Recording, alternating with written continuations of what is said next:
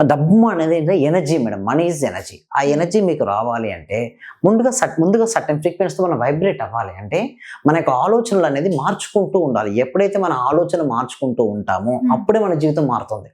So manifestation చేయాలి అంటే ముందుగా కొన్ని క్వాలిటీస్ ఉంటాయి. అవి ఏమిటి అంటే పీపీహెచ్ మేడం. అంటే పీపీహెచ్ ఏంటంటే పీస్ఫుల్ మైండ్, అంటే ప్రశాంతమైనటువంటి మనసు కలిగి ఉండాలి. ఓకే. ఒకరి కోరికలు సంకల్పాలు నెరవేరాలంటే ప్రశాంతమైన మనసు ఉండాలి.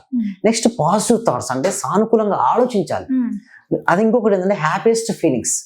ఎప్పుడైతే మన లోపల ఇవన్నీ ఉంటాయో అవన్నీ వస్తాయి. దీనికోసం ఈ క్లాసెస్ కూడా కనెక్ట్ చేస్తున్నాం. ఇక డిస్ప్లే అవుతున్న నెంబర్కి కాల్ చేసినట్టయితే మా క్లాసెస్ ఉంటాయి మేడం. వీటి ద్వారా ఎట్లా మనం హ్యాపీ ఉండాలి, ఎట్లా ఫాస్ట్గా మన జీవితంలోకి మేనిఫెస్టేషన్ చేసుకోవాలి, each and everything crystal clear చెప్తామండి గాయత్రి గారు. అంటే మేనిఫెస్టేషన్ ద్వారా డబ్బు పొందొచ్చు, లేదా ఇల్లుని పొందొచ్చు, లేదా కార్ని కూడా పొందొచ్చు. అంటే ఎలా మేనిఫెస్టేషన్? అయితే నేను ఏమంటారంటే మీకు ఏది కావాలో దాన్ని పదే ఒక చిత్రాల రూపంలో ఊహించుకోవాలంటే సపోజ్ ఇల్లు కావాలనుకున్నాం, ఎటువంటి ఇల్లు కావాలో ఒక ఫోటో తీసుకుని విజన్ బోర్డు తయారు చేసుకోండి.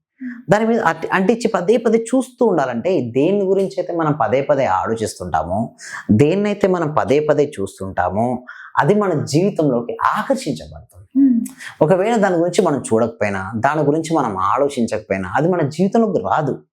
సో ఎప్పుడైనా సరే మన జీవితంలోకి ఏదైనా రావాలి అంటే ఏం చేయాలి? పర్ఫెక్ట్గా దానిపైన అది తప్పిస్తే మీ మనసులో ఏది ఉండదు. ఇప్పుడు స్టూడెంట్ ఉన్నాడు మేడం, అతనికి మంచి మార్క్స్ రావాలనుకుంటారు.